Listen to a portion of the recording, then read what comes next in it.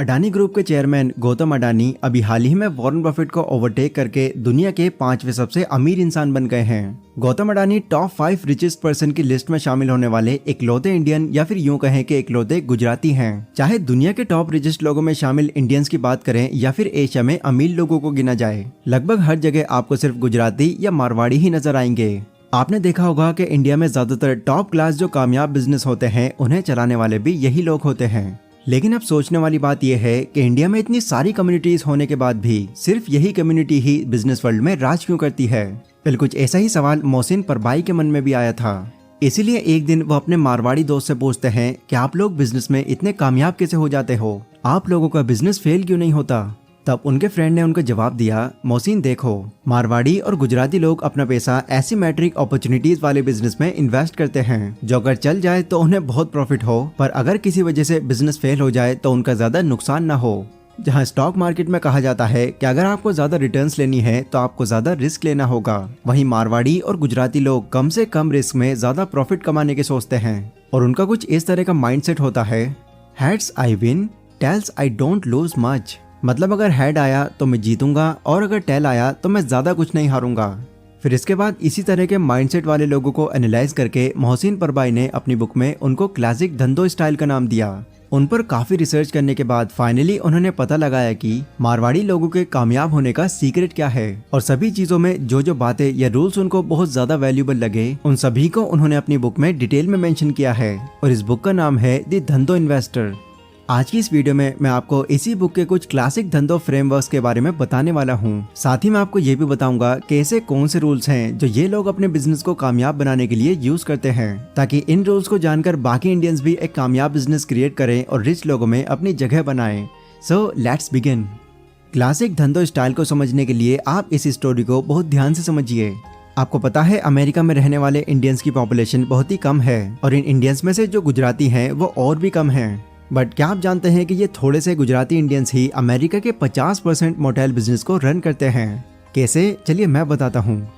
इसकी शुरुआत तब हुई थी जब गुजराती पटेल्स अपने बिजनेस को एक्सपेंड करने के लिए युगांडा चले गए। वहां पर जाकर उन्होंने काफी कामयाब बिजनेस किया और अच्छे पैसे भी कमाए। बट 1972 में जब युगांडा में एक पावरफुल आदमी डायरेक्टर बना तब उन्होंने गुजराती पटेल्स की वेल्थ लेकर उन्हें युगांडा से बाहर निकाल दिया। जिसके बाद गुजराती पटेल्स अपनी थोड़ी बहुत सेविंग लेकर यूके, यूएस और कनाडा जैसी कंट्रीज में शिफ्ट होते चले गए। 1973 में जब ये लोग अमेरिका में व्हाइट हाउस स्कॉलर जॉब करने लगे तो ज्यादा एजुकेट ना होने की वजह से और प्रॉपर इंग्लिश ना आने की वजह से उन्हें काफी प्रॉब्लम हुई ना। वो जो टाइम था उसी टाइम अमेरिका में ऑयल क्राइसिस चल रहा था, क्योंकि अरब कंट्रीज और दूसरे देशों के बीच में लड़ाई छिड़ी हुई थी, जिससे पेट्रोल का दाम बहुत ज्यादा बढ़ गया था, जिससे लोगों ने ट्रैवलिंग करना, टूर पर जाना बिल्कुल बंद कर दिया, जिससे नतीजन मोटेल बिजनेस ठप हो गए। मतलब हाईवेज पर बने छोटे मोटेल्स की हालत बिल्कुल बद से बदतर हो गई। ऐसे में बहुत से मोटेल्स बिजनेस ओनर्स ने अपने बिजनेस को बेचना शुरू कर दिया।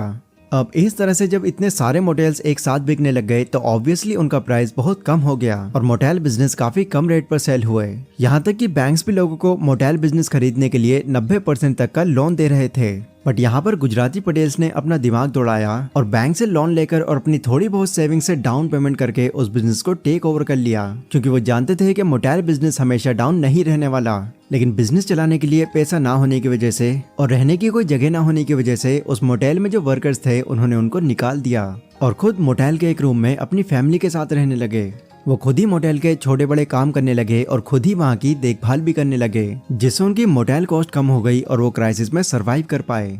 फाइनली जब क्राइसिस खत्म हुई तब गुजराती पटेल्स का बिजनेस काफी अच्छा चलने लगा और देखते ही देखते उनका बिजनेस एक कामयाब बिजनेस बन गया, जिसके बाद वो मोटेल बिजनेस के मालिक बन गए।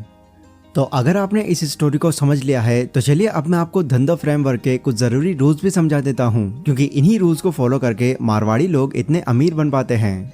Rule number 1, buy existing business. अगर आप किसी बिजनेस को शुरू करते हैं तो उसे ग्रो करने में कुछ टाइम तो लगता ही है और इस चीज की भी कोई गारंटी नहीं है कि बहुत मेहनत करने के बाद भी आपका बिजनेस चल पड़ेगा। यही रीजन है कि गुजराती पटेल्स ने न्यू बिजनेस शुरू करने के बारे में नहीं सोचा। साथ ही उन्होंने किसी भी तरह का कोई नया बिजनेस इनोवेट भी नहीं किया। उन्होंने ज्यादा टाइम ना लगाते हुए सीधा मोटेल बिजनेस खरीद लिया, जो पहले से ही काफी एस्टैब्लिश बिजनेस था।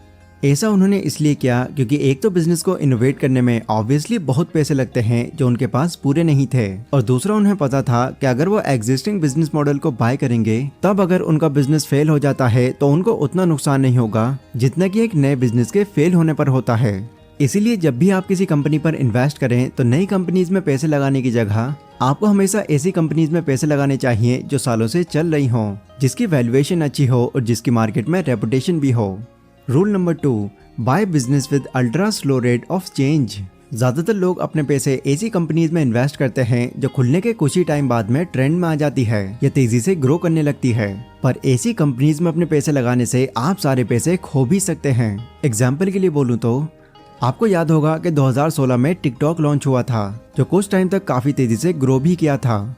उस टाइम कंपनी की बढ़ती ग्रोथ को देखकर कई लोगों ने इसमें अपना बहुत सा पैसा इन्वेस्ट किया, लेकिन साल 2020 में अचानक टिकटॉक के बैन हो जाने से इसका प्रॉफिट एकदम नीचे गिर गया और इसकी ग्रोथ रेट जमीन छूने लगी। ऐसे में जिन लोगों ने इन कंपनीज में अपना पैसा इन्वेस्ट किया था उन्हें बहुत लॉस हुआ। ग्रेट इन्वेस्टर वॉरेन बफेट कहते हैं, change is enemy of investment, मतलब बदलाव आपके इन्वेस्टमेंट का सबसे बड़ा दुश्मन है। वॉरेन मानते हैं कि लोगों को कभी भी ऐसे बिजनेस में इन्वेस्ट नहीं करना चाहिए जिसमें चेंजेस के चांसेस ज्यादा हों। यही चीज गुजराती पटेल्स और मारवाड़ी भी मानते हैं। ठीक वैसे ही अगर आप फेसबुक, नेटफ्लिक्स जैसी कंपनीज में पैसे लगाते हैं तो आपके पैसे कितने टाइम तक इस कंपनीज में सेफ रहेंगे इसकी कोई गारंटी नहीं है, क्योंकि कब ये कंपनीज बंद हो जाएं, इसमें कौन से चेंजेस आ जाएं ये कोई नहीं जानता, क्योंकि टेक कंपनीज के रेट ऑफ चेंज बहुत हाई होते हैं। बट वहीं अगर कोका कोला और मैकडोनल्ड जैसी कंपनी की बात करें तो इसमें कोई शक नहीं है कि ये कंपनीज आने वाले कुछ डिकेड्स में भी वैसी ही रहेंगी जैसे कि आज हैं। तो पैसे इन्वेस्ट करने के लिए आपको ऐसी कंपनीज चुननी चाहिए जो रातों रात चेंज ना हो और इनका रेट ऑफ चेंज बहुत ही स्लो हो। Rule number 3, focus on arbitrage. अब बड़े मारवाड़ी तो बड़े मारवाड़ी, छोटे मारवाड़ी भी हर चीज में अपना फायदा निकाल ही लेते हैं, और इनका माइंड देखकर भी लोगों का यही सवाल होता है कि आखिर आप लोग ऐसा कर कैसे लेते हैं। तो इस चीज को हम एक एग्जाम्पल से समझते हैं।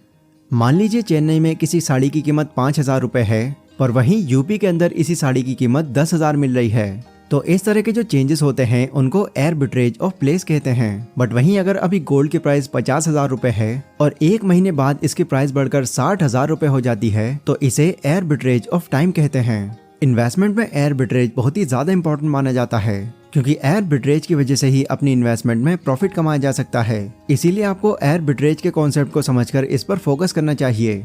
इवन आप चाहें तो टाइम और प्लेस के आर्बिट्रेज का फायदा लेकर अपने बिजनेस को एक प्रॉफिटेबल बिजनेस बना सकते हैं।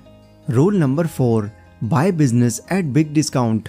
जितने भी कामयाब इन्वेस्टर्स होते हैं या जितने भी कामयाब बिजनेसमैन होते हैं उन सभी के सोचने का तरीका लगभग सेम होता है, बट ये लोग बाकी दूसरों के माइंडसेट जैसा माइंडसेट बिल्कुल नहीं रखते। मारवाड़ी मानते हैं कि जब लोग मार्केट में ग्रोथ को देखकर लालच में पैसे इन्वेस्ट करते हैं तब हमें खुद पर कंट्रोल करना चाहिए और पैसा इन्वेस्ट करने से बचना चाहिए, और जब बाकी लोग खुद पर कंट्रोल कर रहे हों या फिर पैसा इन्वेस्ट करने से डर रहे हों तब हमें वहां पर अपना पैसा लगा देना चाहिए।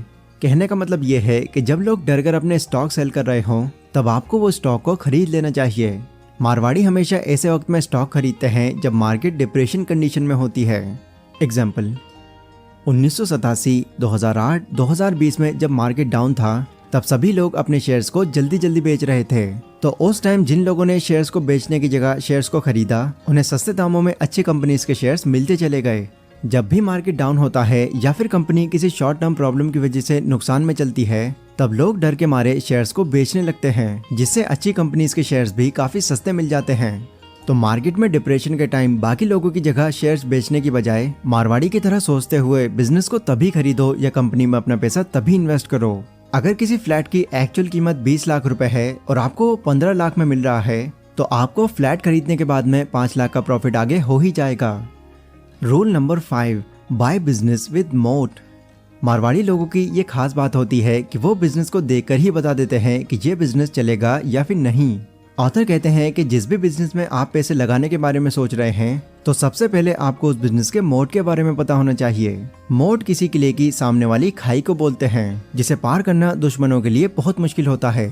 मतलब कि आपको आपके बिजनेस में उस खास चीज के बारे में पता होना चाहिए जो आपके कॉम्पिटिटर्स कभी भी कॉपी न कर सकें। एग्जाम्पल के लिए कोई भी कंपनी चाहे उसके पास कितने भी पैसे हों वो कभी भी IRCTC जैसे रेलवेज नेटवर्क तैयार नहीं कर सकते, क्योंकि इसका कंट्रोल गवर्नमेंट के हाथ में होता है। बट वहीं मान लीजिए आप कोई रेस्टोरेंट खोल रहे हैं, कोई ऐसा रेस्टोरेंट जो लोग नॉर्मली खोल लेते हैं, तो आपके जैसा ही सेम रेस्टोरेंट आपके साइड में या आपके सामने कोई भी खोल सकता है, क्योंकि आपके पास किसी भी तरह का कोई खास सपोर्ट नहीं है। तो कहने का मतलब ये है कि आपको हमेशा ऐसी कंपनीज में अपना पैसा इन्वेस्ट करना चाहिए जिसके पास कोई खास चीज हो, जैसे गवर्नमेंट का सपोर्ट, ब्रांड नेम, पेटेंट या फिर कोई भी खास चीज, क्योंकि ये सारी चीजें हमारे बिजनेस में मोट का काम करती हैं। सो गाइज, ये थे वो रूल्स जिसे हर मारवाड़ी और पटेल अपने बिजनेस में यूज करते हैं। अगर आप कोई बिजनेस शुरू करने वाले हैं या किसी भी कंपनी के अंदर अपना पैसा इन्वेस्ट करने वाले हैं, तो इन दोनों ही चीजों में ये रूल्स आपके बहुत काम आएंगे, इसीलिए इनको जरूर याद रखना। ये वीडियो गाइज अगर आपको पसंद आई हो तो इसको लाइक और शेयर जरूर करें। इसी के साथ कमेंट सेक्शन में आप लोग मुझे बता सकते हैं कि अगली वीडियो आप कौन से टॉपिक पर चाहते हैं। पर अभी के लिए बस इतना ही। Stay safe, stay healthy, take care.